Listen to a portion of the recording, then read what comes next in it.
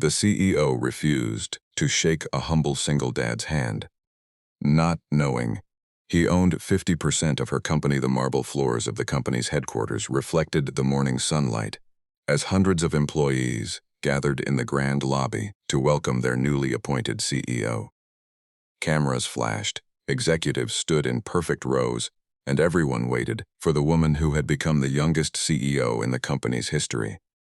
At that exact moment, a tired-looking maintenance worker wearing a faded gray uniform stepped inside, carrying a heavy toolbox after fixing a broken water line outside. His hands were rough, stained with grease, and marked by years of honest work. As the CEO approached, he politely extended his hand with a warm smile, hoping to welcome her. She glanced at his dirty hands, frowned, and said she never shook dirty hands before walking past him in front of everyone. The lobby fell silent. Employees exchanged uncomfortable looks, while the humble single father quietly lowered his hand without saying a word. None of them had the slightest idea that the man they had just humiliated secretly owned 50% of the company. Before we continue, if you believe kindness matters more than appearances, and that everyone deserves respect and a second chance, please like this video, leave a comment, share it with someone who believes in compassion, and subscribe to Beyond Kindness for more emotional stories that remind us why humanity always comes first. His name was Daniel Carter. Every employee knew him as the quiet maintenance worker who arrived before sunrise and often stayed long after everyone had gone home.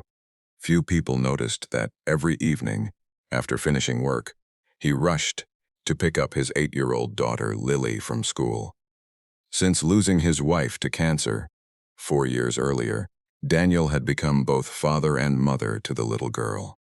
Every dollar he earned went toward her education, medical insurance, and the tiny apartment they proudly called home. To the world, he looked like an ordinary working father trying to survive another day. What nobody knew was that Daniel had once helped build the company from nothing. 20 years earlier, he had invested every cent he owned, alongside his best friend, Richard Harrison. When the business struggled, Daniel sold his dream home, worked 3 jobs, and believed in Richard's vision when everyone else walked away. Before Richard passed away unexpectedly, he rewrote the ownership agreement, leaving Daniel with 50% of the company, because he believed no one deserved it more. Daniel never wanted power. He never wanted a fancy office or expensive title. Instead, he quietly continued, working among ordinary employees, because he wanted to understand how people were treated when nobody thought they were important. The board of directors knew the truth, but respected Daniel's request to keep his ownership confidential. They admired how he often discovered problems that executives ignored, simply because employees spoke honestly around someone they believed was just another worker. Over the years, Daniel had personally helped dozens of struggling employees without ever taking credit. He secretly paid hospital bills, funded scholarships for workers' children, and even prevented layoffs during difficult financial years. Yet nobody knew the quiet man carrying the toolbox was the reason. Many families still had jobs. The new CEO, Victoria Lawson, had an extraordinary resume. She had graduated from prestigious universities, transformed struggling businesses, and gained a reputation for making difficult decisions without hesitation. Investors admired her confidence, but confidence had slowly turned into pride. She believed success belonged only to those who looked successful. Expensive suits, luxury cars, and polished appearances had become the standards by which she judged people. The incident in the lobby seemed insignificant to her. She had already forgotten it before reaching her office. Daniel, however, remembered every second. Not because his pride was wounded, but because he had seen fear in the eyes of younger employees watching the scene unfold. They had learned an unfortunate lesson that morning, that appearances mattered more than character. That realization hurt him far more than the insult itself. Over the following weeks, Daniel quietly observed Victoria's leadership. She praised executives while ignoring janitors. She thanked investors but walked past receptionists without making eye contact. She celebrated record profits but dismissed employee concerns about exhausting work schedules. Productivity increased for a short while, but smiles slowly disappeared from the building.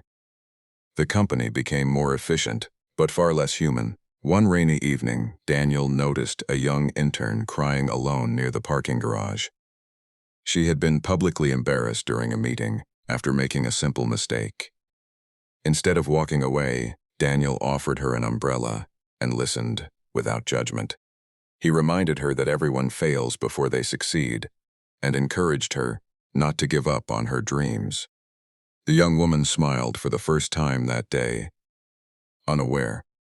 She had just received advice from one of the company's founders. News of Victoria's leadership style soon reached the board. Customer satisfaction had started falling, despite growing profits. Employee resignations increased every month. Creativity disappeared because workers feared making mistakes. Numbers looked impressive, but the company's soul was fading. The annual shareholders' meeting finally arrived. Executives, investors, journalists, and department heads filled the grand conference hall. Victoria confidently prepared a presentation.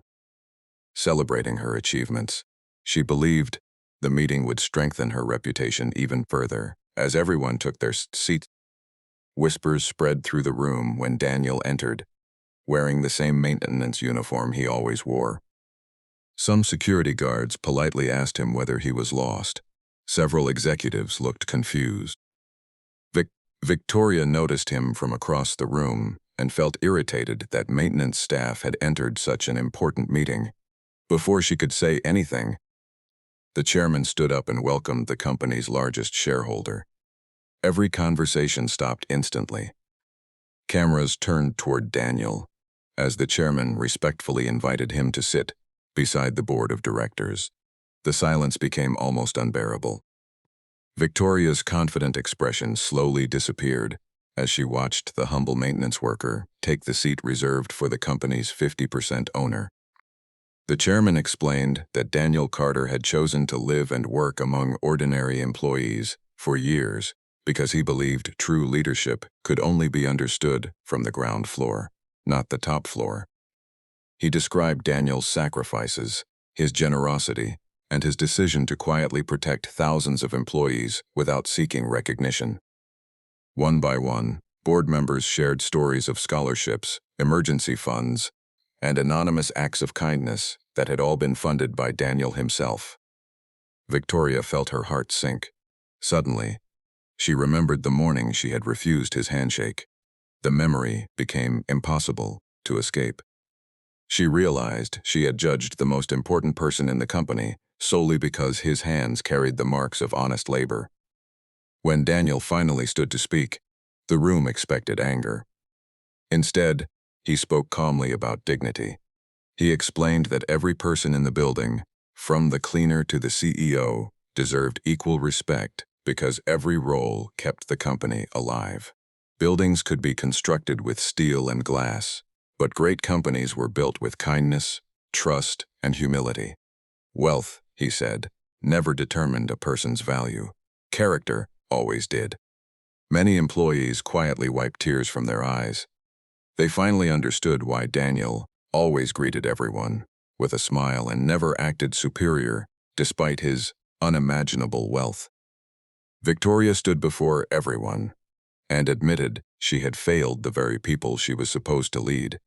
She apologized not because Daniel owned half the company, but because she realized she had become the kind of leader who measured people by appearances instead of humanity. It was the hardest moment of her career, yet also the most important. Rather than demanding her resignation, Daniel offered something much more powerful: a second chance. He believed true leadership was not about punishing mistakes, but learning from them. Together, they launched new programs that valued every employee regardless of position. Executives spent one day each month working alongside frontline staff.